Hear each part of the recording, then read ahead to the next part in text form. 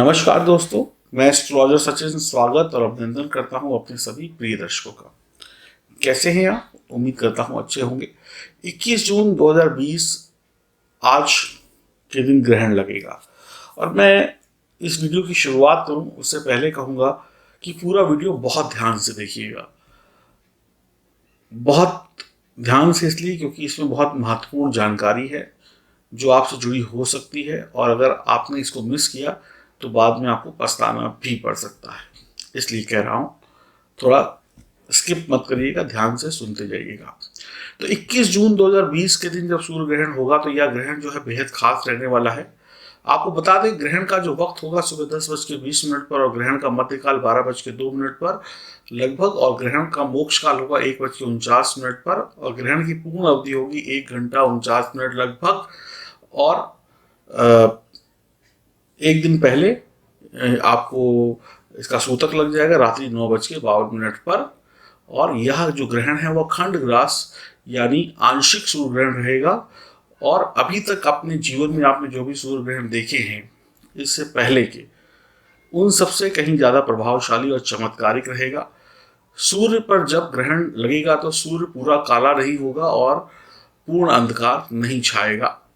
यह ग्रहण भारत के अतिरिक्त एशिया, अफ्रीका और यूरोप के कई शहरों में दिखाई पड़ेगा। और एक बात और बता दूं, जैसे ही ग्रहण समाप्त होता है वैसे ही ग्रहण का सूतक भी समाप्त हो जाता है। इस बात को जान लीजिए कि ग्रहण काल में किसी भी प्रकार का शुभ काम करना वर्जित होता है। बस ईश्वर की भक्ति की जा सकती है, मंत्रों की सिद्धि की जा सकती है, पूजा पाठ, घंटी, धूप दीप दिखाना ये सब मना रहता है। मंदिर के दरवाजे भी बंद हो जाते हैं, तो आप लोगों को भी अपने घर में ये सब काम नहीं करने चाहिए। भगवान की पूजा अर्चना नहीं करनी चाहिए, ग्रहण के बाद करनी चाहिए। मंदिर तो सूतक लगते ही बंद हो जाते हैं। और ग्रहण से पहले नहाना चाहिए और ग्रहण के बाद भी नहाना चाहिए और घर की साफ सफाई करनी चाहिए।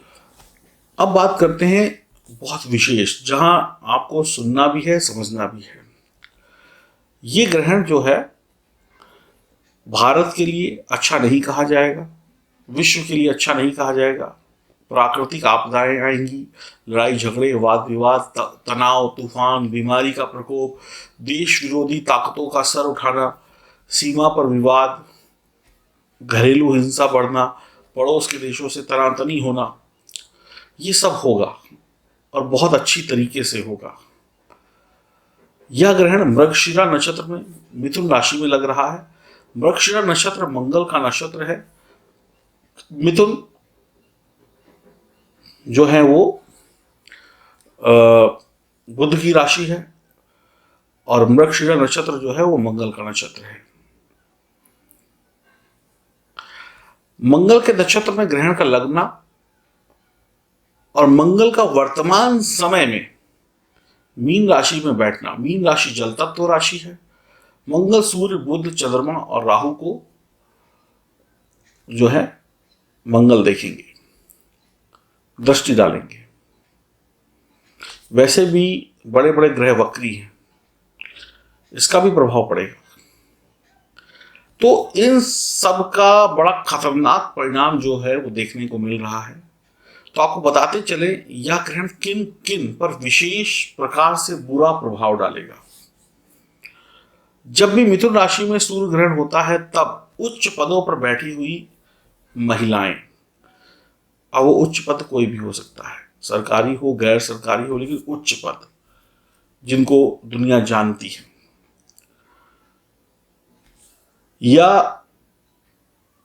वो देश में काम कर रही हूं या विदेश में काम कर रही हूं, इससे भी कोई फर्क नहीं पड़ता, लेकिन वो उच्च पदों पर बैठी है। या देश को चलाने वाले सम्मानित व्यक्ति, मंत्री हों, ऑफिसर्स हों, जिनकी वजह से देश चलता है, जो देश की पूरी रूपरेखा को बनाते हैं। फिल्मी दुनिया या कला के क्षेत्र में या टीवी, मीडिया, पत्रकारिता के क्षेत्र में जो बड़े नाम और बड़े चेहरे हैं, विशिष्ट और वरिष्ठ सम्मानित लोग, इन सब पर ग्रहण का बुरा असर पड़ेगा। ये तय करेगा कितना बुरा असर पड़ेगा, ये उनकी कुंडली में ग्रहों की स्थिति पर भी निर्भर करेगा। और यदि वो पूजा पाठ करते हैं, उपाय करते हैं, तो बच भी सकते हैं।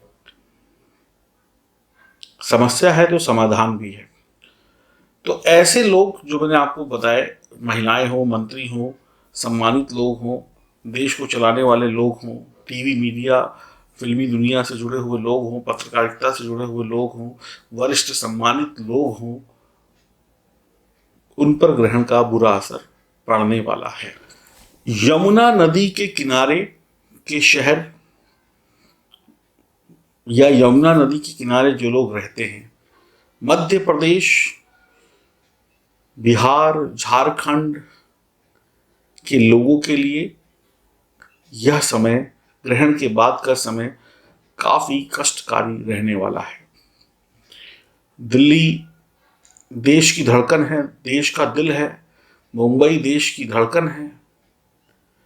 बिहार देश की शान है। एमपी में भोलेनाथ महाकाल का निवास है। तो आप सभी लोगों को सावधानी रखनी चाहिए। ये एक महत्वपूर्ण जानकारी थी या भविष्यवाणी थी। या यमुना तट के किनारे जहां जहां यमुना बहती है, वहां के लोगों को भी सावधान रहना चाहिए।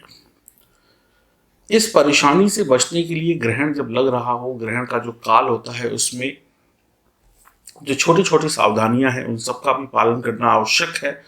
और इस परेशानी से बचने के लिए सूर्य के मंत्रों का जाप करें, भगवान राम का स्मरण करें, विष्णु सहस्त्र नाम का पाठ करें, दुर्गा उपासना करें, या फिर शाबर मंत्रों का जाप करें। और ये अगर आप करते हैं तो आप बड़े अनिष्ट से बच सकते हैं। ग्रहण का असर अगले 6 महीनों तक रहता है और आप इस ग्रहण के प्रभाव से मुक्त हो सकते हैं इन उपायों के द्वारा। 2020 में, यानी कि ग्रहण के बाद, एक ऐसी घटना घटती हुई दिखाई पड़ रही है जो पूरे विश्व को हिला देगी। कोई बहुत बड़ा नेता जो विश्व में बहुत बड़ा स्थान रखता हो,